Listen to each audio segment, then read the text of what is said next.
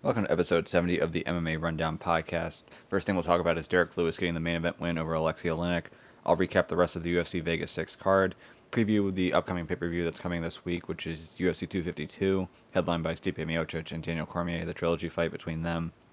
I'll recap Bellator's event, I believe it was Bellator 243, that just happened on Friday. We've got some other Bellator-related news with Corey Anderson being released from the UFC before his contract ran out, and then heading over to Bellator. Yair Rodriguez is also, he's not out of the UFC, although there was a brief time where he was supposed to fight Zabit, refused to take the fight, and then was released. He got brought back, but the fight still hasn't happened, even though they tried to make it a lot, and they were trying to get this one for August 29th, I believe. And Yair is out of that one as well, so I'll talk about that. And then the last thing to get to will just be a handful of fight announcements, including a couple of title fights that were just announced over the course of the week. But back to the first topic, which is going to be Derrick Lewis and his win over Alexei Oleinik.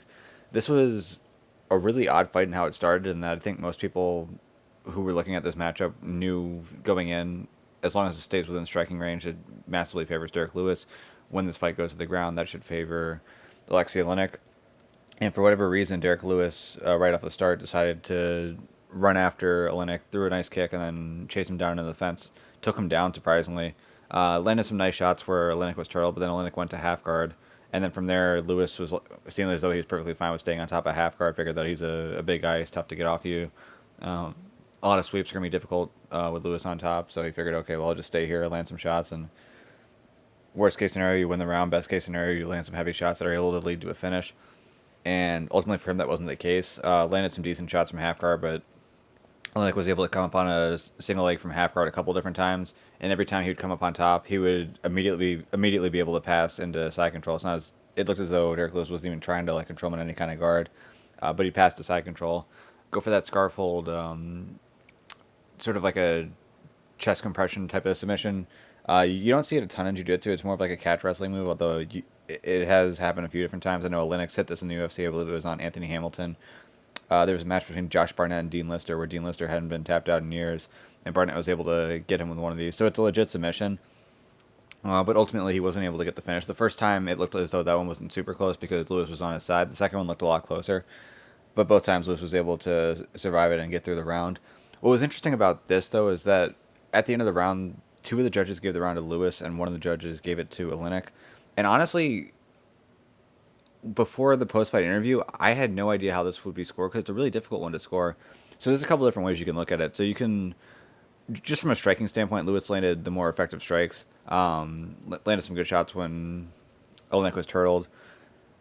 On top, had some decent ground and pounds. Not as though he was ever close to getting a finish with his strikes, not as though he was ever close to getting a finish with a submission or anything like that. But for Oleinik got taken down, was taking those shots, did get on top a couple times, and when he got on top into side control, he went for a couple submission attempts that didn't work. So if the submission attempts are close, you definitely want to give them a lot of credit because that means that you're close to finishing the fight. If the submission attempts are not close, then that sort of limits the amount of credit you want to give. And the thing with this scarfold position that he was in is that it was sort of hard to tell how close he actually was to getting a submission.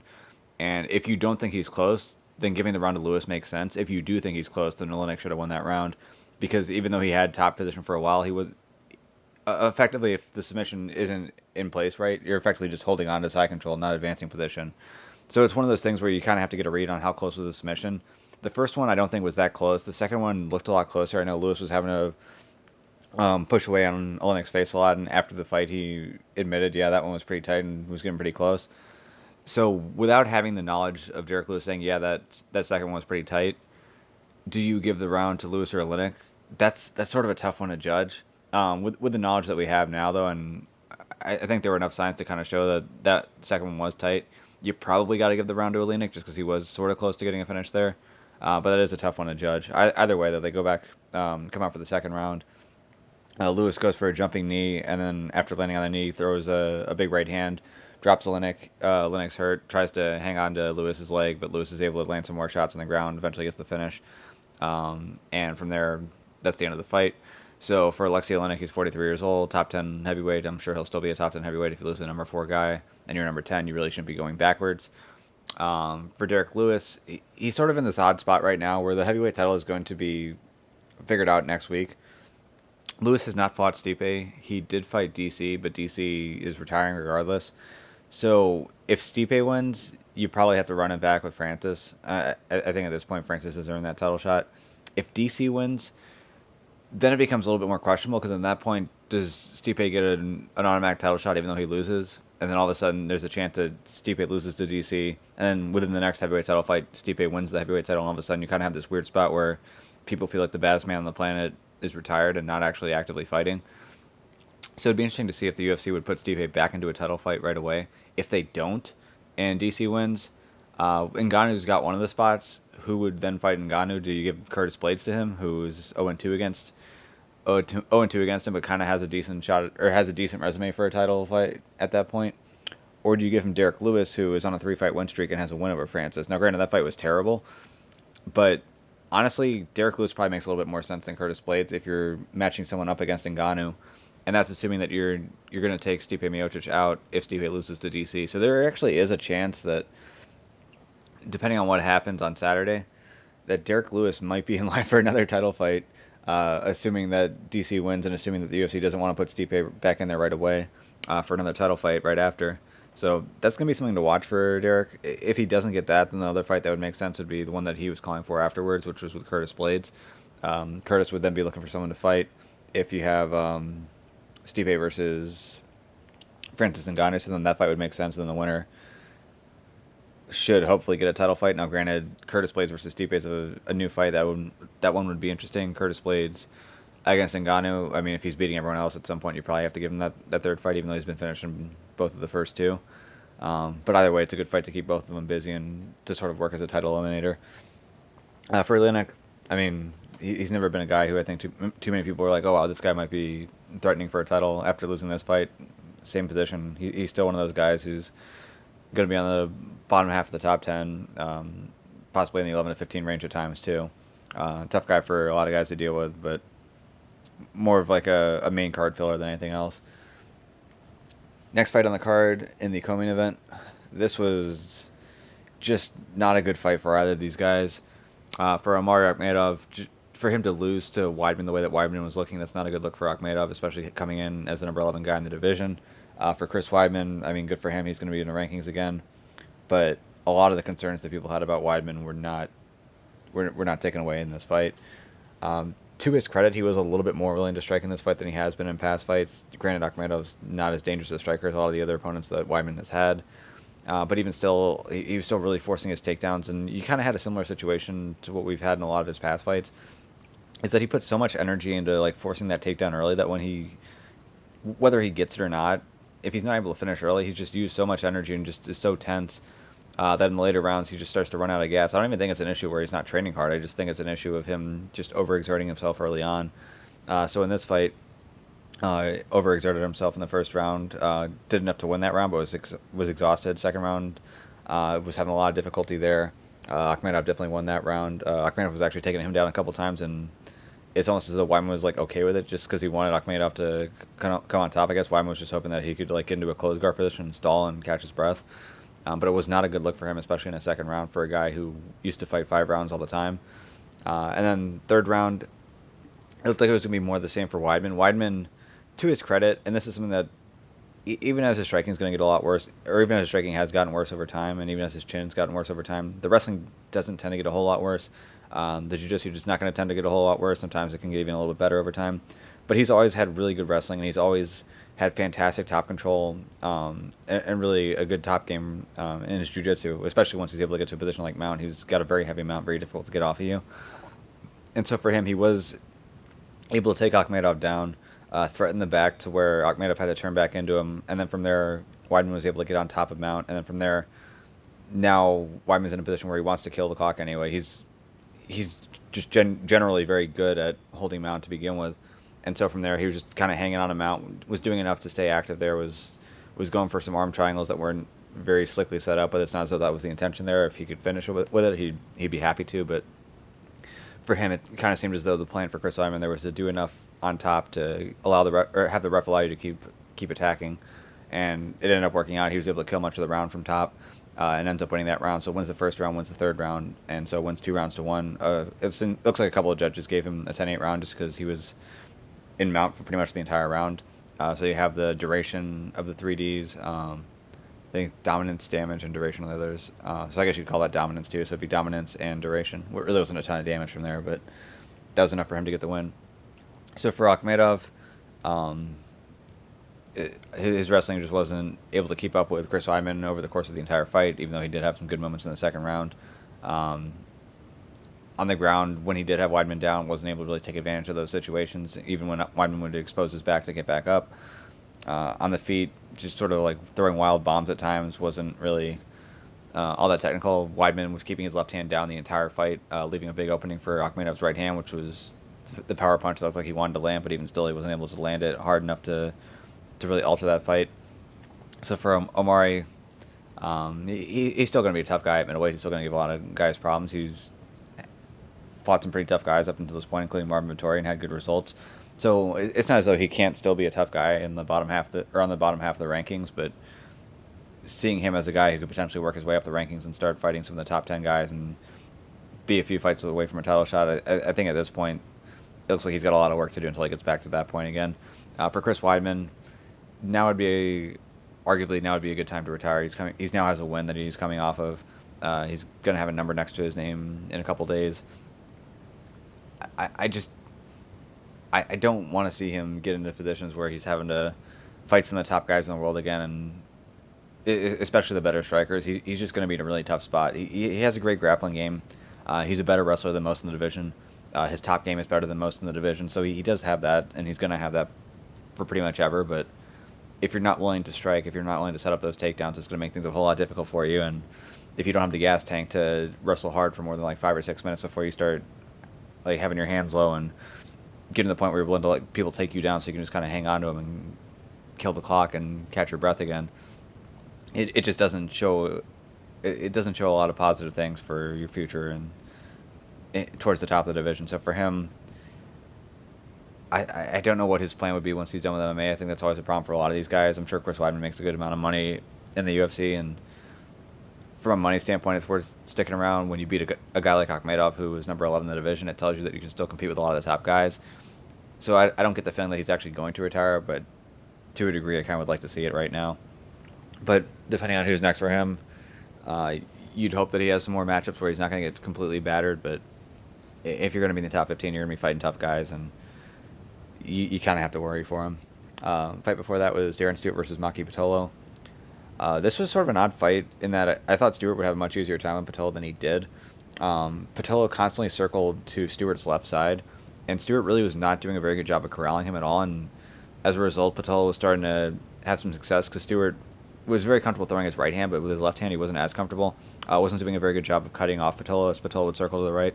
And then whenever he threw the left hook, it would sort of leave an opening for Patolo to counter with his own right hand. It was getting Stewart a little bit concerned. However, Patolo goes in for a takedown up against the fence. Stewart initially defends, trying to lift up with a couple underhooks, then switches over to a guillotine. Had a really nice tight grip, made a quick little adjustment on it, and had it tight enough where Patolo was forced to tap up against the fence. So big win for Darren Stewart. Fight before that was just one of the worst fights I've seen in a while, between Yana Kunitskaya and Julia Stolyarenko. I have no idea what Kunitskaya was planning on doing in this fight. I don't know what her strategy was. Obviously, she did win. She looked like the much bigger girl versus Stolyarenko, but it seemed as though her game plan was just to hold Stolyarenko up against the fence, but not like create enough space where she could land like some heavy shots against the fence and potentially knock Stolyarenko out. But at the same token, even when Stolyarenko would try to pull guard and like allow Kunitskaya to have a takedown or allow Kunitskaya to end up on top, Kunitskaya just didn't want it. So it's like her strategy was not to really get to the ground if she didn't have to, stall if she did get to the ground, but then also not really strike too much either. It was just like this really boring style that you would have liked to have seen the ref force some more stand-ups on, but either way, she was able to force Stolyarenko up against the fence multiple times. Stolyarenko didn't do much to keep her back off the fence, and then once she was on the ground, really wasn't all that effective in creating spaces. Kunitskaya was just trying to stall, so just not a very exciting fight, but Kunitskaya did get the win there. And then we have Beneil Dariush versus Scott Holtzman. Holtzman had a hell of a chin. Dariush was landing a ton of really hard left hands on Holtzman's chin. You could tell that he was hurt, but he was never really like super wobbled and never really going down. And then ultimately, it took a spinning back fist to finally do it, but Dariush was able to knock Holtzman out with a spinning back fist. I'm kind of curious to know how Dariush's elbow is doing after that, because when you watch the replay on it in slow-mo, it looked like there was a lot of a lot of tension on his forearm there.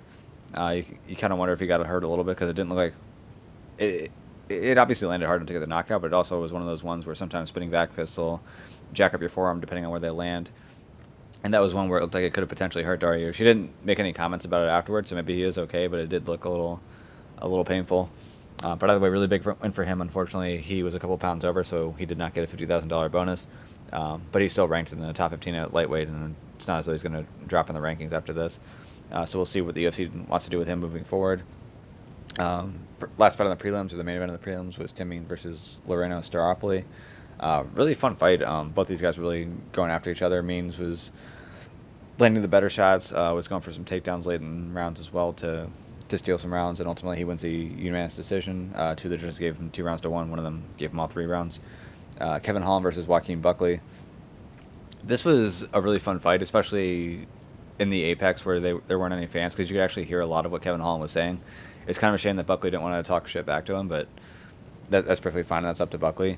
But for the most part, this fight was handled on the feet. Buckley was just swinging in wild with heavy shots. Occasionally would land, but a lot of times Holland would get out of the way. Holland was a little bit crisper with the straight shots.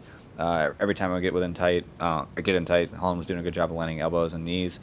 But eventually in the third round, Holland's able to land a huge straight right hand that just blasted the mouthpiece out of Buckley's mouth. Buckley was on the ground, sort of looked a little bit confused.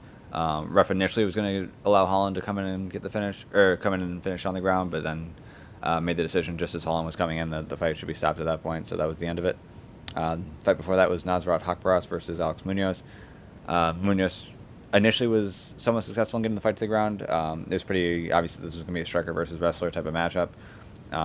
But after Hochbaros was able to get back up, was doing a much better job of keeping Munoz off of him.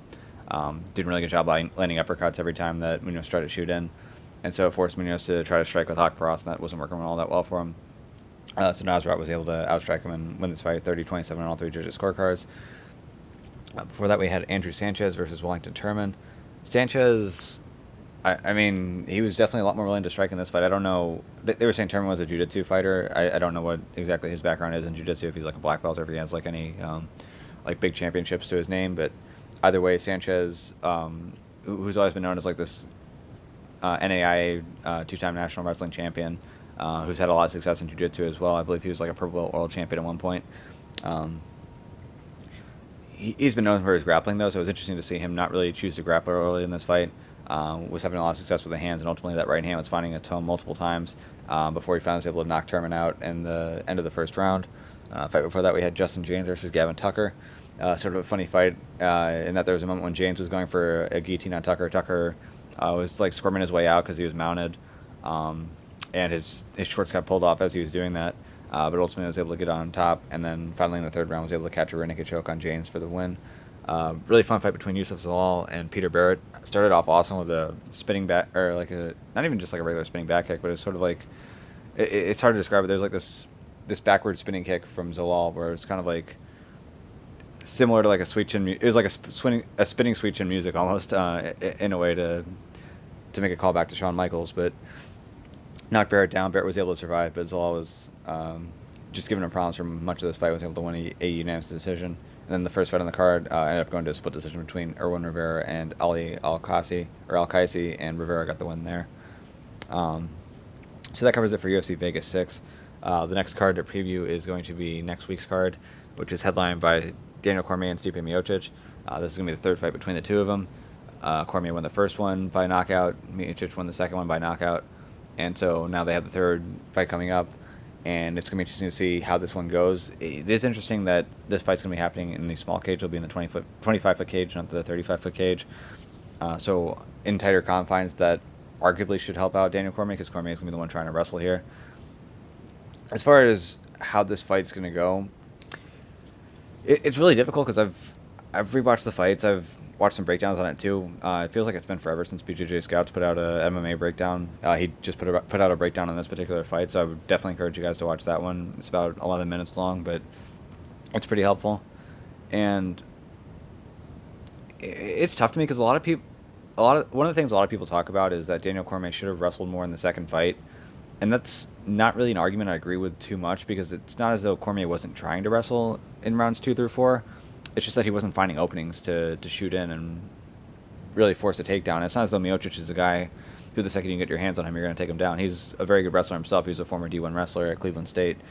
So it's not as though every time Cormier gets his hands on Stipe, he's going to be able to take him down. And for that, in the later rounds, Stipe was doing a much better job of controlling the distance from keeping Cormier off of his legs, and as a result, Cormier wasn't really able to get any takedown attempts off on him. I think Stipe can do a lot of the same and make it difficult for Cormier to find the openings for takedowns in this fight as well. But with that being said, with the tighter cage, it also is going to make it tougher for him to stay off the fence and keep from getting held up against the fence and have Cormier attempt a takedown from there. And Cormier is very good up against the fence, especially going to his high crotch and getting a finish from there. So that's going to be something worth watching. Another thing is the eye pokes. Depending on who you listen to, some people say it's not an issue, some people say it's a huge issue. I think it's definitely a big issue, especially with the damage that happened to Stipe Miocic's eyes in the second fight. Stipe can be as tough as he wants about this, and just anytime that Cormier is reaching his hands out, just kind of pretend that they aren't there or just not make a big deal out of it. But ultimately, to go through all he went through after the last fight, I get the feeling that Stipe is going to be a little bit nervous every time that DC's reaches out his hands and has his fingers open, and that could potentially cause some issues. If he actually does land some eye pokes, which seems like it's something that happens often with Daniel Cormier, that can be an issue as well. So I think that's going to be something to watch for. I don't know how the refs are going to handle this. The proper way is beforehand the ref's going to have to go to DC and be like, look, first eye poke, we're taking a point away. Like, we can't allow this to happen. Now, at the same point, even though DC deserves to have a point taken away off of the first eye poke, you really can't go to one competitor and say, hey, your first eye poke, we're taking a point away, no questions asked, and then not go to the other competitor and say the exact same thing.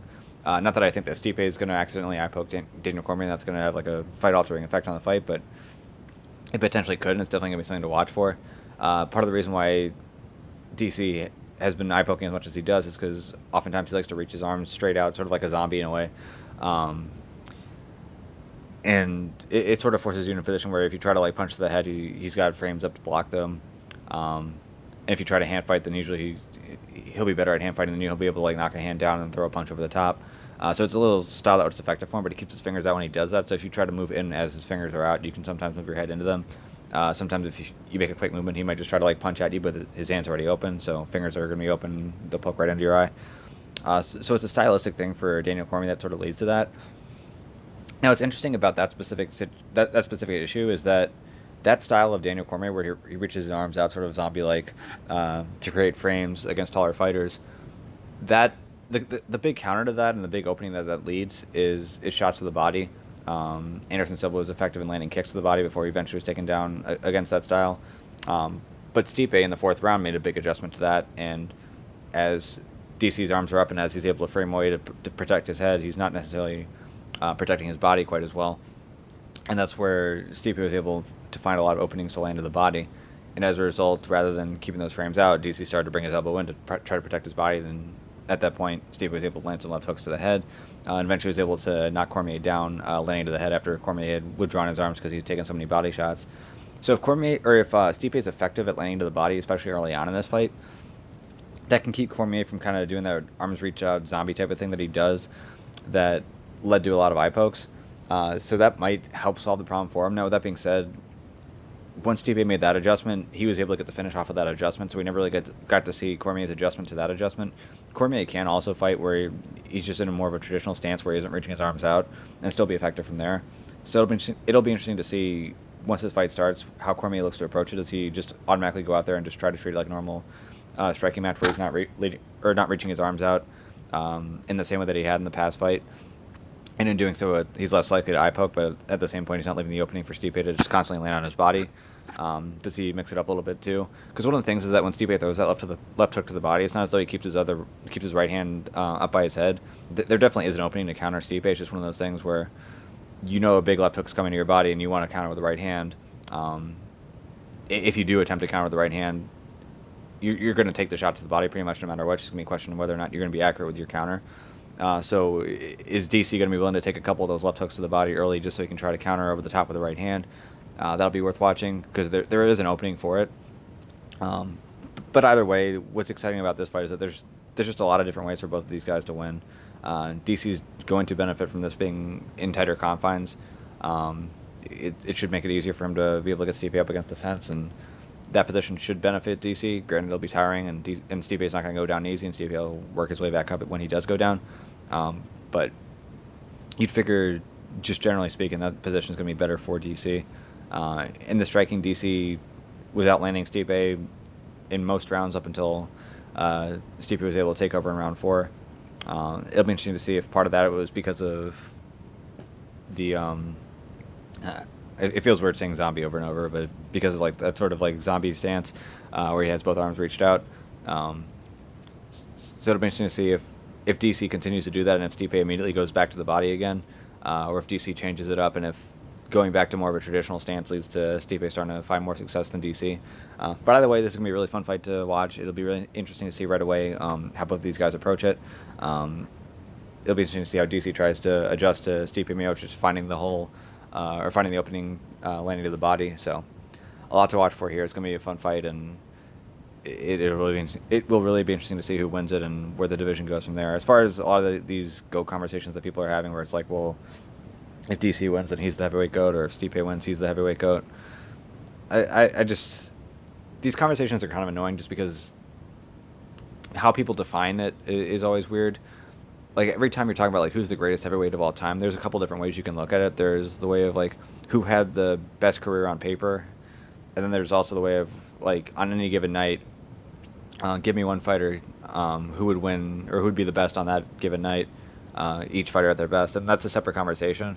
For Stipe Miocic, I think from a resume standpoint, he's going to be pretty well off, especially if he wins this fight, in terms of having, like, that greatest of all time thing. Now, with that being said, do I think that Stipe Miocic is the best heavyweight to have ever fought? That would mean that I'm saying that Stipe on his best night would beat Kane on his best night. He'd beat Verdum. Well, I guess he beat a pretty good Verdum when he won the title, but he'd beat that guy on his best night. He could beat DC on his best night. Like, that's sort of a different conversation. So to me, it's sort of a weird conversation worth having, because you really have to define what you're talking about beforehand, whether you're talking about just the resume, or whether you're talking about how good the actual fighter was. That's one of the things that I heard a lot with Demetrius Johnson that used to annoy me a lot too, is that whenever people were talking about his greatness, like, yeah, well, look at who he fought. And it's one of those things where it's like, that's not necessarily like arguing that he's not great. Like, if Michael Jordan only played in YMCA's, he would still be Michael Jordan. He would still be, like, as good as he is.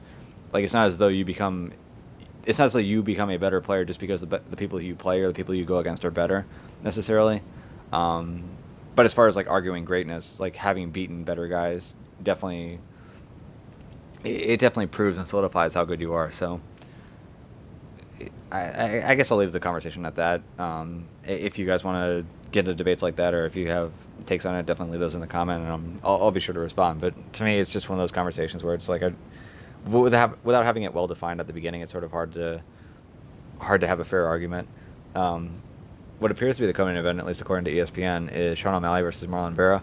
This is going to be a pretty interesting fight. Pretty interesting style matchup in that Vera is a guy who doesn't necessarily specialize in one area. He's pretty good all around.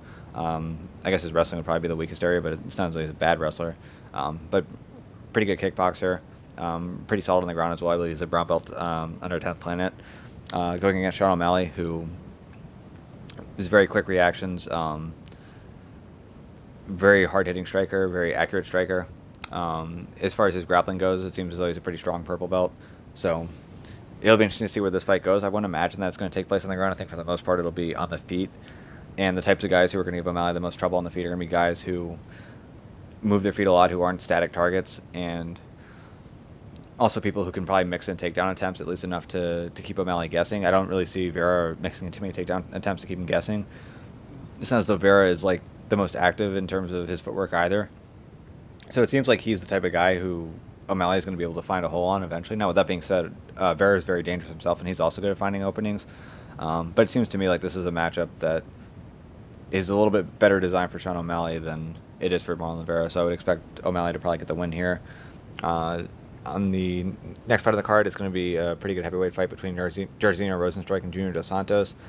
Dos Santos, this is a tough one to break down just because Dos Santos is one of those guys where over time he's been less willing to throw combinations than he had early in his career. It's not as though his striking's gotten to the point where he's like at Chris Weidman's level where he just doesn't want to strike with people, or it's like a Rashad Evans type of thing where it's like one punch at a time, and then you have to like pull your hand back to your face and keep a high guard so you don't get hit because you're so worried about it. It does seem like in recent fights, Dos Santos has opened up a little bit more than he had in the fights prior. But with that being said, Rosenstrike's going to be a really dangerous guy for him, and is going to give him a lot of problems if he does land on him. Rosenstrike doesn't seem as though he's super concerned about taking too many shots, but with that being said, he just had a really bad knockout loss to Francis Ngannou. So you have to wonder how he's going to come back after that. He does have a pretty long kickboxing career, but this is his first MMA loss, so it'll be interesting to see how he returns. Prior to that Ngannou loss, I think Rosenstrike would probably have to be a heavy favorite here. After the Ngannou loss, we don't know exactly what we're going to get out of him, how willing he is going to be to exchange. But you would think that from a skill set standpoint, and then you'd figure that his chin would still be better than JDS, that with his fight mostly being on the feet, is probably going to favor Rosenstrike. Now, with that being said, JDS is a black belt. He has decent enough wrestling where he can take fights down. We saw him do that to Tai Tuivasa. If that's the approach he wants to take here against Rosenstrike, and he's able to successfully close the distance, there's a good chance that this could be a dominant fight for Junior Dos Santos where he just makes it a grappling match. So that's always going to be something to think about as well. So for that reason, I really wouldn't bet on it just because I don't know what to expect out of Rosenstrike, and I don't know what Dos Santos is planning to do.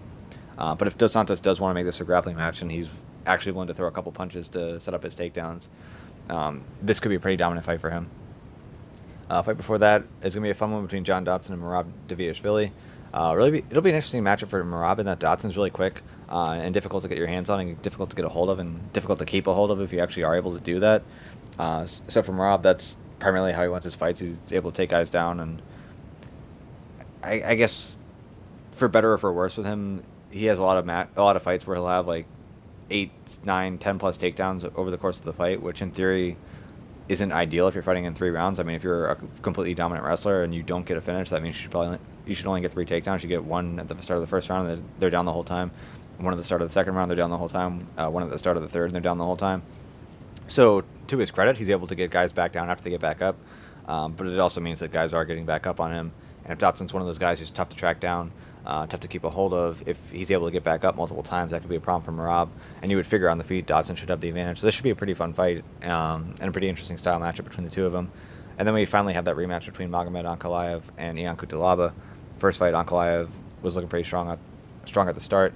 Kutilaba pretended to be hurt, although he did take a decent shot. And the ref fell forward and ultimately stepped in to stop the fight while Kutilaba was fine.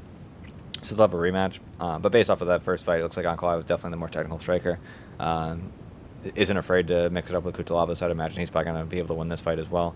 It'll be interesting to see if Kutilaba tries to play possum again or not, but I think Ankalaev should have the win either way.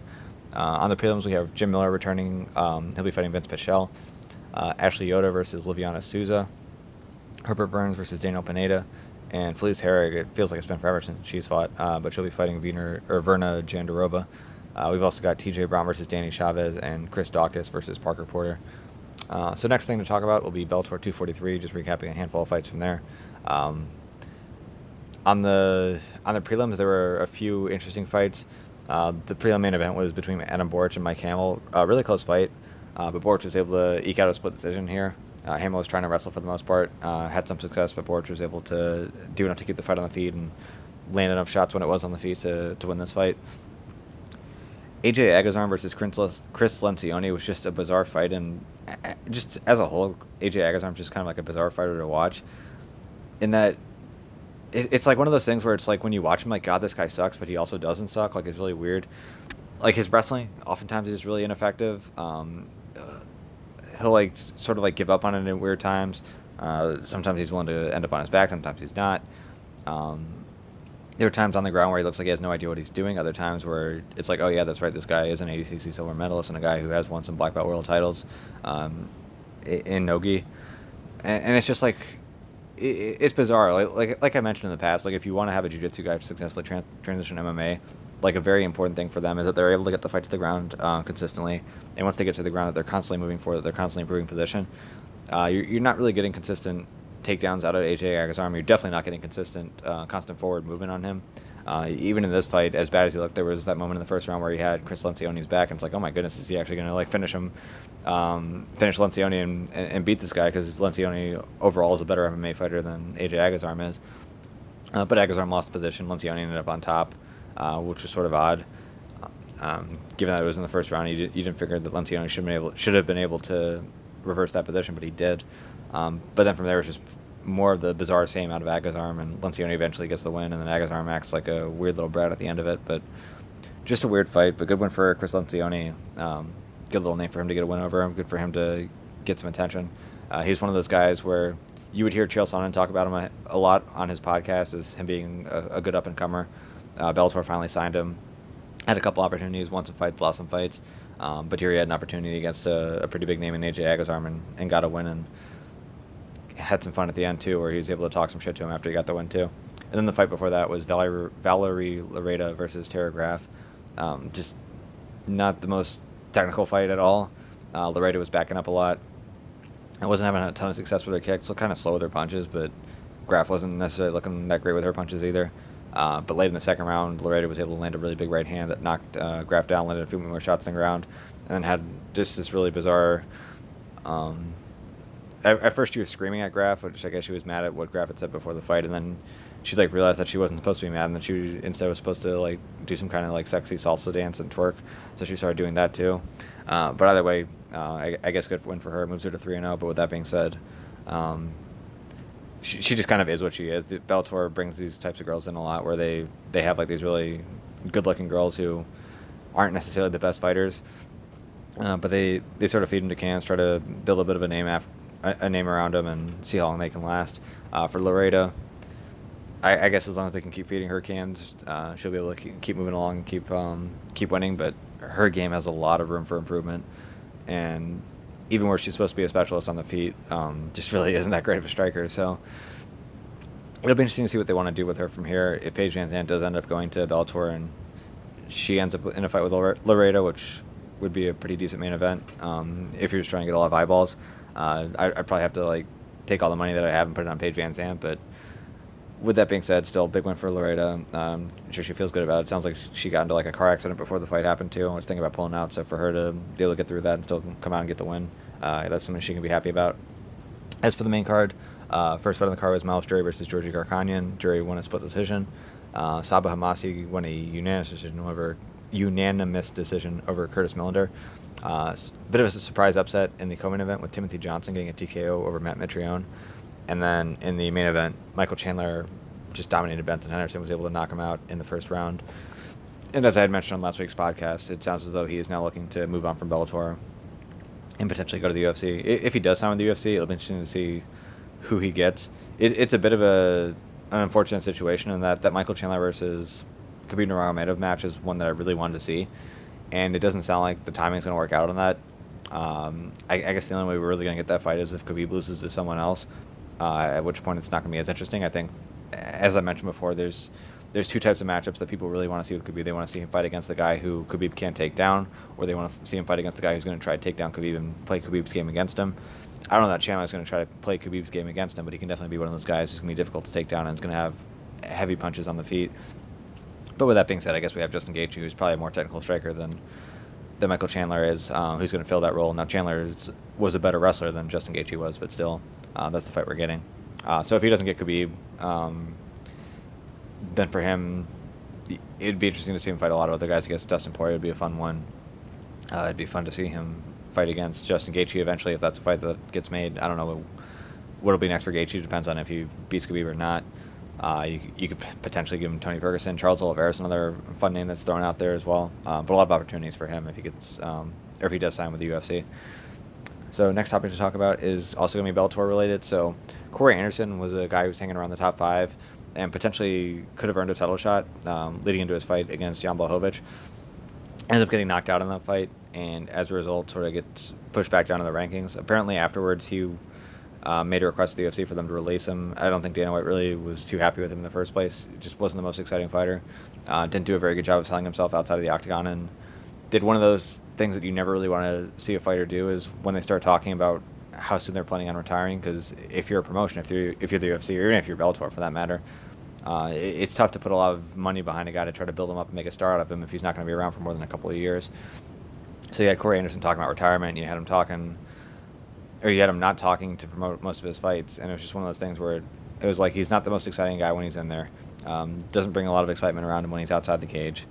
So I don't think the UFC is super sad to see him go, and that's part of the reason why, while he was still on contract, they let him go. And Bellator did scoop him up. I don't know from a payment standpoint if he's making more at Bellator than he was with the UFC, if he took a pay cut just to get out of the UFC, or how any of that's looking. But whatever the case may be, it seems like everyone's happy in this situation. It doesn't seem like the UFC is too upset. Bellator seems as though they're happy to have a former top 5 UFC light heavyweight to put in their division. And for Corey Anderson, it's sort of like a new beginning for him, so he gets to go somewhere else. It seems like he wasn't happy in the UFC, so we'll see if he's happy in Bellator. But you kind of do wonder what Bellator is willing to pay for him, because it's not as though this is going to be a guy who's going to draw a ton of eyes to Bellator, and then a ton of people are going to go out of their way to watch. So we'll see what they do about that. Next topic is Yair Rodriguez versus Zabit Magomedsharipov. This fight was likely going to be a number 1 contenders fight, but Yair, a little over 3 weeks out, injured his ankle and had to pull out. And for him, I don't know what specific ankle injury he had. If he did freshly injure his ankle 3 or 4 weeks out of the fight, it's very unlikely that it would be back to 100% by the time of the fight. Now, with that being said, most fighters fight while they're not 100%. If you're Yair and you're having to fight with an injured ankle against a beat, that's definitely going to make things a lot more difficult for you. You'd be worried about getting into a lot of different wrestling exchanges where you're trying to base out on a foot. So maybe for him, he just felt like that ankle injury, even if he gave it time to heal, just would not be in a position where it would put him in a position where he's just too far behind the 8 ball from the start of the fight. And if he takes any damage in the fight, like checking a leg kick or anything else, or throwing a kick, that it just wouldn't make it for a fair fight. So whatever the case may be, he's out of that fight. Right after, Zabit was trying to call out other people to take that spot. One of them was Alex Volkanovski. Now Volkanovski had a fair response. He's like, dude, I'm the champion. Like, I'm not the replacement fighter. Earn your way to a title fight, and then I'll be willing to fight you, but I'm not going to fight you as a replacement on 3 weeks' notice, which is fair. Calvin Kattar's trying to call for that fight, but right now it looks like Zabit's just going to be taken off of that card in general. Now, as far as what that means, I'm not entirely sure. I know that you have Brian Ortega and the Korean Zombie who are supposed to fight later in the year. So maybe it would make sense right now to just say, okay, well, by default, Zabit's just going to get the win over Yair Rodriguez. Yair has pulled out of this fight like 4 different times. So we'll give Zabit the title fight. You could try to book Max Holloway versus Yair Rodriguez, although that would kind of suck if Yair has to pull out of that one as well. But you could try to book that fight. You've already got the other fight with Ortega and Korean Zombie. So then everyone's got a dance partner at that point, except for, I guess, Calvin Kattar. So that'd be one option. But you would hope, because it feels like it's been forever since Zabit's fought. I think Calvin Kattar might have been the last guy he did fight, and that was, I think, back in November. So if this is what it takes, where if the UFC is just going to be like, okay, fine, we're going to give Zabit the title fight, I wouldn't be too upset about it, but it does kind of suck to lose that fight on what would have been a main event in late August, and it was definitely a fight I was looking forward to. For Yair, the ankle injury will probably put him out for a couple months. I'm not sure when he's looking to get back in there, but again, it seems like putting him against Max Holloway later on in the year seems like something that you could potentially do, and then still giving Zabit the title fight, and then letting Brian Ortega and Korean Zombie fight each other as well. Last thing to talk about is going to be a handful of fights that were announced. So I'll announce the smaller fights first, and then the big ones last. So the smaller ones would include Jeff Neal and Neil Magny. So a battle between ranked welterweights. That one just got booked. We also have a battle between ranked middleweights in Uriah Hall and Yoel Romero. This is a fight that's been talked about for a while, but now it's finally official. As for the big fights, we have a couple of title fights that are announced. One of them we kind of knew was coming, but now it's official. That was Jennifer Maia versus Valentina Shevchenko. So I talked about that one on last week's podcast, but again, I don't really see Maia giving Shevchenko too much trouble here in this fight at all. And then the other one that's going to be pretty interesting is at flyweight. I'm trying to remember what the timing was. I think the same thing happened here with Henry Cejudo too, where once Cejudo beat Demetrius Johnson, his first title fight was against a former bantamweight champion. In that case, it was actually the active champion with TJ Dillashaw coming down in weight. Same type of thing is going to happen here at Figueiredo. His first defense is going to be against a former bantamweight champion. This one won't be an active champion, but will be Cody Garbrandt. He'll be coming down in weight. As far as how to expect this fight to go, this is a really tough one to judge. I think in general with Cody Garbrandt, it's kind of tough to tell because from a technical standpoint, he's an excellent boxer, and if he wants to just play like a technical game, he's going to be difficult for most guys to deal with. A lot of the trouble that TJ Dillashaw was giving him was from throwing kicks from the outside. It's not as though Figueiredo doesn't have kicks, but it's not as though he's going to... It would be different for him to throw the types of kicks that we were seeing TJ Dillashaw throw. in his fight. Not that he can't make that adjustment, but it's not something that we've seen before in the past, so we don't know that it's going to be coming. And for as long as this fight takes place in boxing range, it's not as though Figueiredo always keeps a high and tight guard. He does leave openings for himself to get clipped, and Garbrandt's got a ton of power, and he's got very fast hands. Obviously, Figueiredo has a lot of power himself. Sometimes he likes to just sort of he likes to set up a single powerful shot. Sometimes he likes to throw a couple shots to set up a bigger shot. If he's headhunting and looking for a single shot, that can be difficult for him because Garbrandt's got decent head movement. He can get out of the way and land his own counters. So really, it will really be interesting to see how Figueiredo approaches this fight, but it's definitely a fight that Garbrandt's got a legitimate shot of winning. If he does win, I don't know how he's going to feel about cutting weight in the first place with this one fight and how long he's going to want to stay at flyweight, but it is going to be a really good opportunity for him. So that covers it for this week. Obviously, next week I'll be recapping the UFC 215 card or 252 card. I'm not 100% sure on whether or not I'm going to do this or not, but I had been given a suggestion in the past to do a post-fight thing right away, just do a live stream. I'll see where I'm at when I watch this video, if I'm at home. If I've got everything set up, there's a chance I might do a live stream. So if you have notifications for this channel, then you'll get a notification if I come up. If you don't have notifications, then now would be a good time to do that. Make sure you subscribe. Make sure you also have the notification bell clicked as well. So if I do a live post-fight thing, that'll be there. If you don't catch it live, I'm sure there'll be a replay too that you can watch later on. I think the plan with that is if I do end up doing a live thing, that's just going to be UFC 252, and I'll still have a podcast regardless, or still have a standalone podcast, and that podcast will talk about fights coming up the week after and anything else that's coming up. But I think if I do something for UFC 252, it's just going to be for 252. It's not going to be like a full podcast like this where I'm talking about Bellator, where I'm talking about fights that were announced over the course of the week, or other news stories that came up. It would just be a post-fight recap. So keep your eyes open for that, and keep your eyes open for the fights coming this coming week.